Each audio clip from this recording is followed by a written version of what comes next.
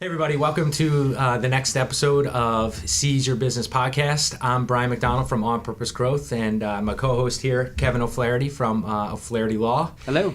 And today we have Matt Scales, a local entrepreneur working in commercial real estate, as well as he's got his own startup business that he'll talk about with two of his partners. And today we're talking about the journey startups go through and the challenges that they have and experience Matt has had in startup.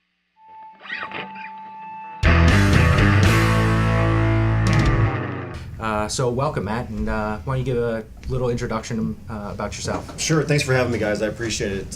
Good to be here. Enjoy watching some of the previous podcasts that you guys have done. I think they're enjoyable, inspirational. It's good information for folks out there in the business world. So, and maybe those wanting to get in. So, kudos. Well, thank you, man. Appreciate Absolutely. it. Yeah, glad to be here. Looking forward to just chatting through some of the experiences that I've gone through. Hopefully, that helps to shed some light for other folks out there, maybe as a resource or some tips that maybe I wish I would have known at those stages of the game to push forward with. So awesome. Good to be here. Looking forward to chatting through the topics today. So let you guys lead the way and jump in. So let's start with, pretty simple. What are some of the top things that you see startups struggling with? Because I'm sure there's a list of 100 different things that startup owners have to worry about. What are some of the common problems you see and some of the solutions? Sure. No, I think those are great questions. Just from, and I guess the best thing I can speak to is what I've gone through. Constantly reading articles every day, probably too much. I catch myself getting sidetracked very easily, which would probably be one of the problems. Staying focused, staying consistent. I think that those are important. But I always go back to a great article that I read a few years ago, just about really what makes a product good, and it generally starts with the team and the right people, and surrounding yourself with people that maybe do something better that you don't do well at. Mm-hmm. I think those are important things to keep in mind, and people that you trust and that you can build a trustful long-term relationship with. Because at the end of the day, as you guys well know, it's a grind. And when you're battling it out at 11 o'clock at night, trying to get an idea and a concept completed and on paper or on a digital platform, it takes good friendship and someone that you can feel good about working with to get there. I think that's important. Getting the right people was probably the biggest difference maker for our business, like going from losing me money to being stable. When I first started, and even a couple years into it, I was trying to put together these great systems that would allow me to micromanage everybody, which was turned out to be a mistake. I still really love thinking in systems, but like you said, you have to have key people that you trust. And when my focus shifted from making plug and play jobs that anybody could do to just getting the right people, trusting them to run their areas, and basically less micromanagement, things really started to turn around in a positive way. So I think what you're saying makes a lot of sense. And that's key, and that's another element just based on seeing what's worked, what hasn't, and again, reading through as many resources as I possibly can, talking to folks that have been there and done that or have made it successful. Is exactly that. Don't micromanage anyone. If you put someone in a box, they're not going to be able to be productive in a way that makes them special or unique, and gives it that element of surprise, maybe, if you will, that otherwise you were trying to control. And I'm guilty of that too, because I just feel like if you want it done the way you want it done, then you just do it yourself. But sometimes that's not always the right way, and that's why you have a team member or a partner or a friend that is able to give that other point of view that maybe otherwise you wouldn't have. So I know you have the blog that highlights businesses and startups and whatnot, and you put a lot of work into that. Is there some type of theme in regards to the challenges that those businesses are going through, or some quality that helps them get through challenges so they can thrive and survive in the marketplace? Sure. I enjoy doing those. It's fun. First off, I enjoy writing. Whether or not it's good is, in the eye of the beholder. But it's fun for me to reach out, find these local entrepreneurs in the Chicagoland area and beyond. But this is relatively new for me to start working on that. So I've only written a handful, but it's been fun finding these individuals out there that have overcome a challenge or more and continue to overcome them to get to where they are. I just interviewed and wrote about a gal in Westmont who started her very first veterinary clinic called Urban Veterinary Associates, and tremendous story. She was ready to start her business. She had the location set up. She had worked as a vet director at various clinics around the Chicagoland area, was ready to take that strategic leap of faith forward and go at it on her own. And about a couple of months before she was supposed to break ground on a new location, she decided to get some last minute volunteer work in. And so she went to Tanzania to work with a charity group called Mission Rabies. And what they do is they vaccinate pets, if you will, somewhat domesticated pets in the Tanzanian area. And so she's out there. She's there for a 2-week stint. Halfway through her visit, there with her other crew members, she goes back to the hotel and suffers a headache, a significant headache. And the last thing she remembers is losing vision. And 4 hours later, she woke up in a hospital. She had suffered a brain aneurysm. So this is literally just a few short weeks from when she's supposed to open up a brand new business. She's got the lease. She's got everything ready to go. She's paid architects to do the interior design. She's got GCs on call, ready to go to work. She spends a month in. First off, they airlifted her from Tanzania to Nairobi because they weren't equipped to take care of the bleeding in her brain. So she ends up spending a month, an entire month, in Nairobi in a hospital. Wow. In a hospital bed. She had lost the use of the left side of her body and fought through it. And these are stories that are so incredible. So she finally makes it back to the United States after a month later, and with the idea squarely on her mind that she still needs to open and start a business. Yeah, right. She goes through rehab, and what she does during rehab is she uses these surgical tools that she would have to use in her veterinary clinic practice, and she practices suturing things together to get the dexterity back in her hands, and certainly in her left side. To be able to do it. It's an incredible story. Incredible. Wow. Yeah, and those are fun things. To me, now, is that a challenge that everyone's going to face? Probably not. Not like, how to pick the best partners. That's a more common one. But the reason I enjoy writing about those things is hopefully that it helps someone else see that it can be done no matter what the level of challenge is. What's the name of your blog? So it's on my website, montyrealestateservice.com. I hang my license with Proprties Commercial, great organization to be involved with commercial brokerage with. I have my own website just to work the search engine value and set that aside. But it's on there, and you can check it out. It's right on the home. Her story is actually on the homepage right now, and I've written some other ones as well that I think personally are equally inspirational and maybe a little different. We'll make sure approach. to link to that in the show notes if you're listening. So, what it sounds like from what you were saying, Kevin, and what you're saying, Matt, is that in times that startups face challenges, it doesn't matter what the challenge, it matters how resourceful you are when you face that challenge. I mean, that's a really good point, because I was thinking the same thing when you're telling that story. Yeah, no one has that exact problem. Sure. But, there's no... It really is hard to come up with a cookie-cutter set of problems that startups are going to face. That's the nature of being a startup. You're going to wake up and face a new crisis, at least once a week. That's fun, right? Yeah, right. Exactly. This is fun. Banging my head against the wall. I guess to kind of go to that point, what do you guys think are some of the key tools, problem-solving tools that you need to have as the owner of a startup in order to survive whatever the problem is that you're having? Well, from my experience and also listening to others go through it, I think it's some self-confidence. I think that's always one of the biggest challenges that anyone faces. I know I've faced it, and I still face it sometimes, where you feel, one day you feel great about what you're doing. This is going to work. The next day you're like, oh shit, what am I doing? Is this did I make the right decision here? And actually had interviewed another gal, Melissa Villanueva, who started Brew Point Coffee in Elmhurst. Very cool story as well. But what she had mentioned that she does, and she's a very young entrepreneur in her early 20s, mid 20s, she says she meditates every morning and she focuses on believing in herself. She puts the belief power towards her team members as well. And I do it. So after chatting with her a few months ago, I've incorporated that into my routine, and it helps every morning.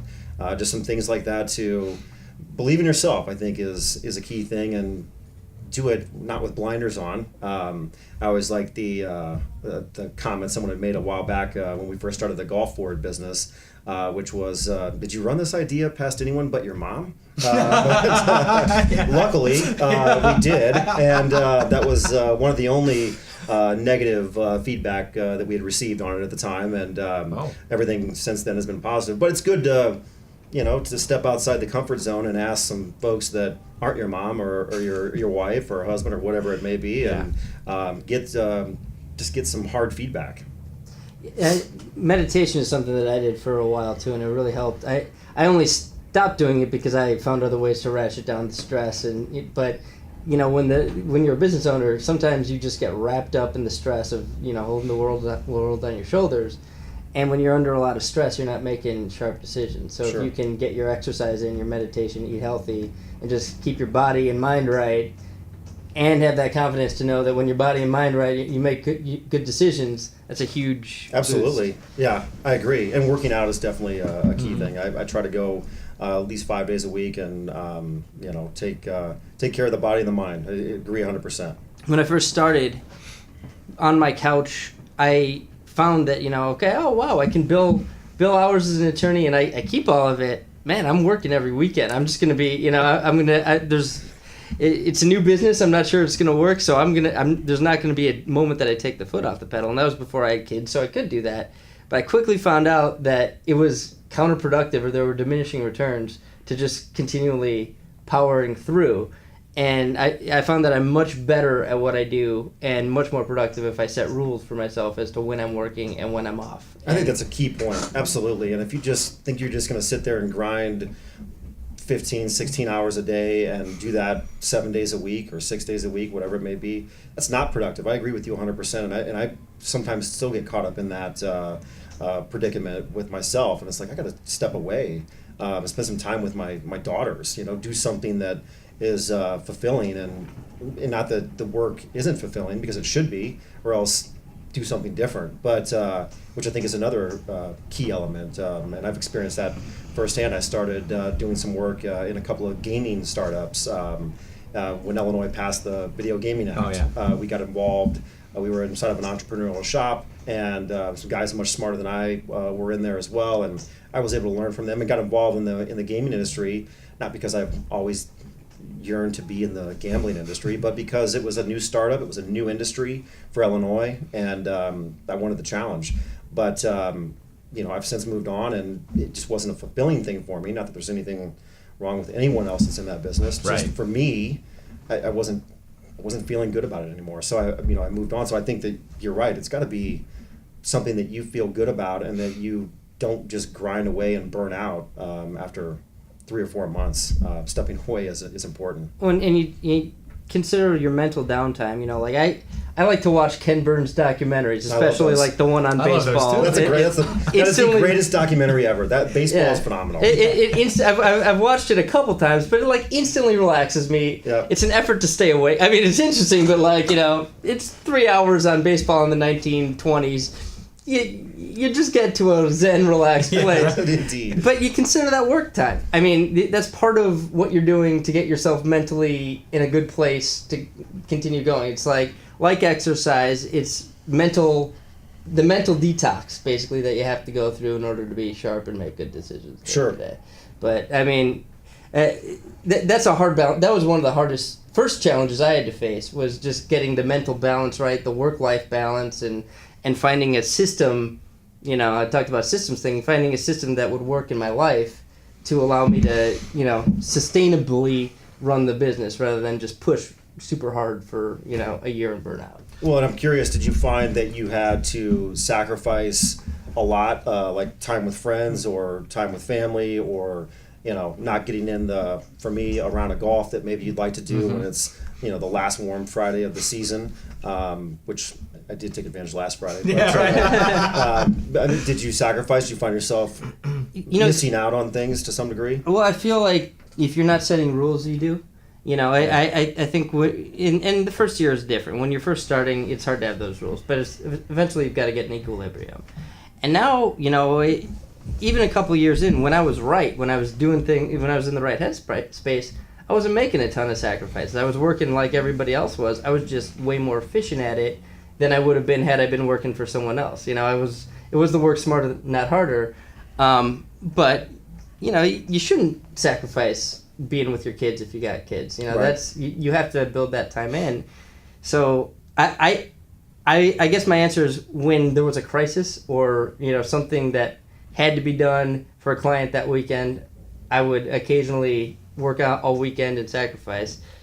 But once you get the equilibrium, that happens faster for some people than it does for others. But I don't feel like I bust my tail, working longer hours than people who just go to a day job. I agree, and I don't buy into the notion, and my folks were hard workers, and I think that generation was full of hard workers, not to suggest that our generation now isn't, because I think that they are, but the notion that you need to grind 40, 50, 60 hours a week, and then by the time you're 60, you can retire and enjoy life, I think it's BS. I don't want to wait till I'm 60 to be able to climb a mountain or do something along those lines. I think it's, to your point, which is another key takeaway I would say, is time management and working smarter, not harder. And I think I mentioned before, I get guilty of it by spending, I'll read an email, an article, which leads me to another one, and all of a sudden I forgot about the task of writing that blog or getting, getting that contract completed. So that's key, and that's something that I try to work on every day. Is just, what are some of your key time management tricks that you would tell people to follow if they're just getting into that? I keep my calendar. I put an hour to do project A, an hour to do project B. In between those, I might set aside 15 minutes or 20 minutes to return phone calls.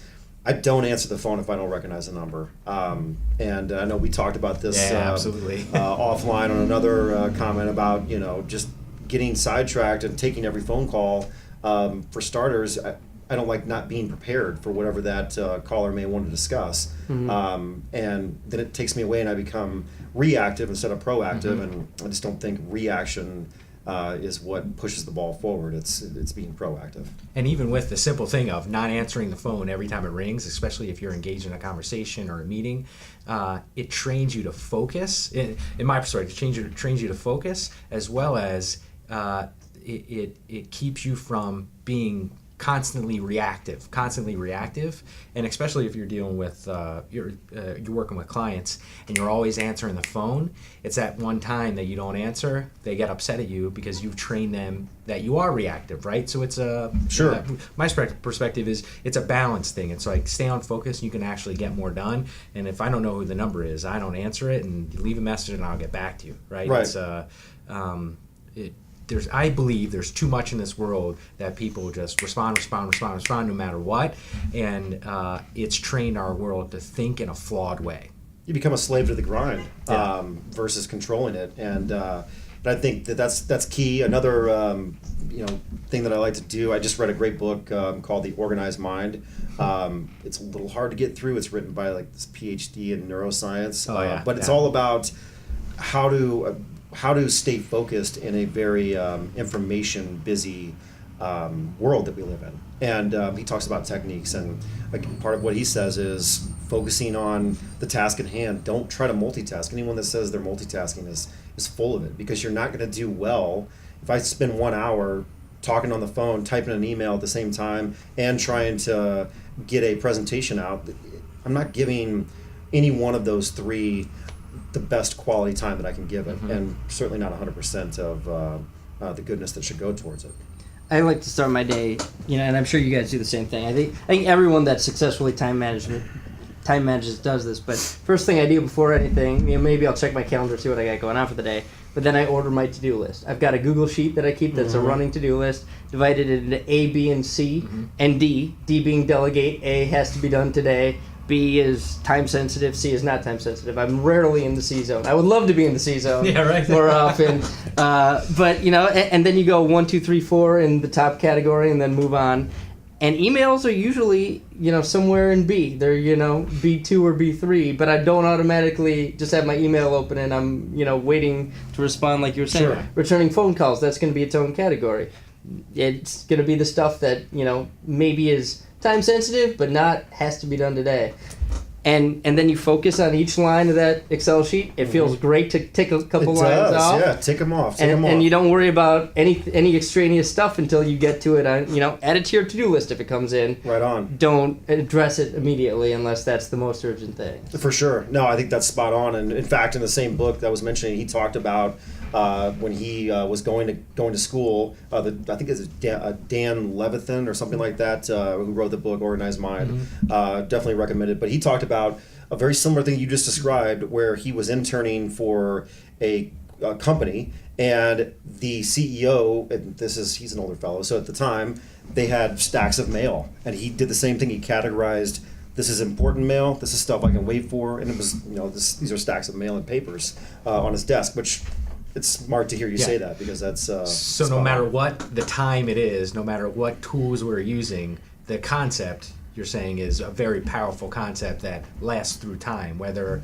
you've got digital things or paper things in front of you, it's a powerful message to hear. Sure, you could take that all the way back to the hunter-gatherer days and say, I've got 4 hours of sunlight left, I better go hunt and get my fire built, or or I can sit here and watch the waves roll in. Time management, right? and go to sleep hungry by watching the waves, right? Exactly. Possibly die tomorrow. Possibly, right?